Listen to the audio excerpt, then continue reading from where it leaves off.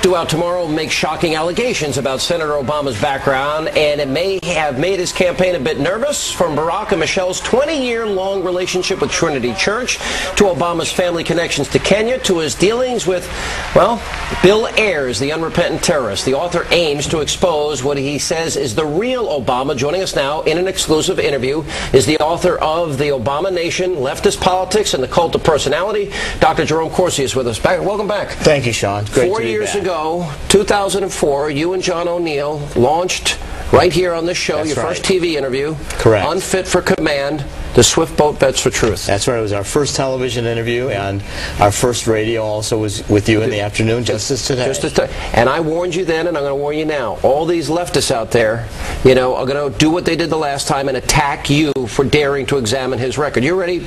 I'm ready. And, you know, Sean, if they attack me, they're not answering in what's in the book. I've been researching this book since 2006. There's over 300 pages, 700 footnotes, and I'll stand by the truth of every statement in this book. Right. Well, if I were to break your book into categories, right. You talk about his background. Yes. You talk about his youth. Yes. You talk about his radical associations, right. And there are many of them, which you believe influenced his viewpoint, his politics, his formative views, and his current positions. And then you move into his current positions and where yes. he stands, and it is a picture that you're painting of a radical leftist, socialist, a guy that believes in redistribution, that has basically, these views have been shaped and formed from his youth. That's right, including being a Saul Alinsky organizer. And Saul Alinsky was a radical leftist organizer who said that his goal was redistribution of wealth from the haves to the have-nots. Walk us through those three phases, from his family to his radical associations to his views today. Well, even in his family, I do a great deal of analysis of the autobiography. Now, that's his father, right? That's his father. And his father, you know, Obama first presents his father as a great hero,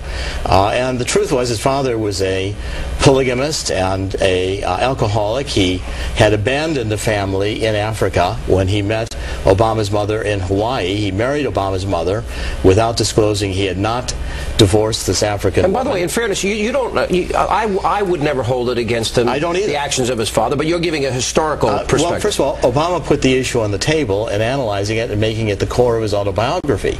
And I'm first criticizing that Obama was not straightforward in how he presented really a deception about his father as this goat herd who got this chance to go to come to study the United States because of John Kennedy. John Kennedy had nothing to do with his father coming to Hawaii. It was Tom Mboya. And I tie it to Obama's current politics. Obama is still today involved in the politics in Kenya, supporting Odinga, another radical socialist, running for president as recently as December 2007, with Obama supporting him, despite Odinga signing a memorandum of understanding with radical Islamicists in Kenya. You raised just now Saul Alinsky. Of course, yes. Hillary Clinton has famously identified him as somebody who's been very influential to her. She grew up in the most middle-class, sort of normal American family, Republican family, actually. I mean, she's not a radical, and why does it make Obama a radical? Well, Saul Alinsky was a radical. I understand that, but I'm saying you could actually read Saul Alinsky and not be I don't see how. I mean, here Saul Alinsky is saying that Machiavelli wrote the Prince for the haves to keep what they have, and he wrote rules for the have-nots to take it away. He dedicated rules to radicals to Lucifer. And Obama taught Alinsky methodology. Do you believe that Hillary Clinton is a radical? She was in terms of her following of Alinsky. And I think Hillary, you know, this book is not about Hillary, but I think Hillary has moved much more to the center. Obama, I think, at core, remains the Saul Alinsky community organizer. His politics are still about redistribution of wealth, and that was the core Alinsky principle. And so when you describe he's a radical leftist, what does that mean? It means, you know, the extreme socialist objectives that were, for instance, in Saul Alinsky, or his mentor in Hawaii, Frank Marshall Davis, or in Malcolm. Mentor. Yes, but it was very deeply influential in Obama's formative years, and he says this at length in his autobiography. But he's probably developed since high school, don't you think? Well, you know, certainly in college his mentors were Malcolm X and Frantz Fanon, a radical anti-colonialist writer.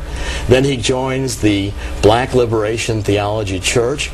Black Liberation Theology Church, and on this show, Obama's people were, Reverend Wright pastor was challenging Sean, you have to have read James Cone. Well, I've gone and read James Cone. I've read James Cone for a long time.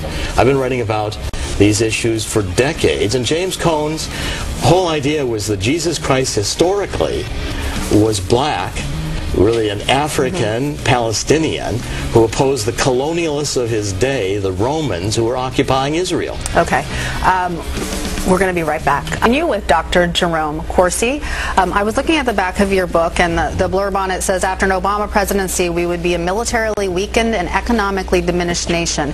And to me, that sounds like what happened under George Bush. So, what is Barack Obama going to do? We're already in an economically diminished situation. Well, I focus on, for instance, Barack Obama did this short clip in which he said he was going to not invest in new military programs. He was going to have that money go to social causes.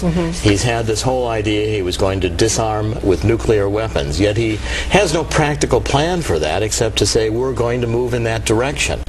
His pulling out of Iraq. I mean, he boasts that he was the first to want to pull out of Iraq, and that anti-military type of position is consistent if you look back at his politics even in Illinois, and if you look back at his history. But what you just described, to me, are fairly conventional Democratic positions, and yet you're casting them as these far-left views. Well, I will agree that most of the Democrats in Iraq have wanted to pull out. Obama was, viciously opposed to the surge, and Obama was wrong on that. Again, it was an the instinctual position of Obama is to be anti-military, and he's had a history of doing that, and I'm pointing out, for instance, his whole willingness to divert money from military development purposes to social purposes, which is, I quote this video. Hey, I love this stuff. And by the way, you mentioned this show and the interview with Wright. And a number of things. So we've been covering this. You talk at length, and in the short time that we have, about the radical associations. Did he lie to America about what he really knew about Ayers and Wright? He praises Malcolm X, Blue-Eyed Devils, white people are Alinsky. Did he embrace people that he knew were radical? In a simple word, yes, he lied. He lied. Yes. He has full, total knowledge of Malcolm X, Frantz Fanon. He writes about it at length in his autobiography. Complimentary. Right. Ayers, Axelrod, as chief strategist, said, well, they live in the same neighborhood and their kids went to school together. Not true. Not true. Obama's kids are young kids. Ayers' kids are grown. Obama chose Ayers knowing he was exactly who he was, a radical terrorist bomber. You go into Obama's far-left domestic policies, income redistribution, his Global Poverty Act. His support of abortion, even late term. After a child was born. Child's born, Obama in Chicago. The state Senate wanted the child killed if the mother desired an abortion. But you talk about how this campaign is being run. The American people, you call it the cult of personality. But are we being victimized by a marketing campaign? You say David Axelrod is orchestrating, this is what Axelrod does. He creates a cult of a personality and projects this image so that issues are never articulated. But he's been particularly successful at it in spite of his thin resume, radical associations, poor judgment. And the whole projection, what Axelrod does is he borrows liberally from others. Deval Patrick's campaign up in Massachusetts, that Axelrod was one of the... So this whole just words. I think, Sean, sometimes that Obama is auditioning for the role of Neo in the next Matrix movie. We are the ones, this is the time, it is our destiny. Bumper stickers, slogans, all these platitudes. Si se puede, that's Cesar Chavez, and it's borrowed directly from the organization of the farm workers. Is he going to pull this off? 4 decades. Is he going to be able to successfully pull it off? Obama's going to lose. And Obama's going to lose, I say in the book, not because of the character issues are important because they shape and inform the policy issues. Our campaigns are about policy issues. And when it gets down to the income redistribution, ending the capital gains tax, all these social issues, the anti-military issues, these are policies that the issues will decide on. We need more detail. We're going to have you on a part 2 tomorrow, a special edition of Hannity's America.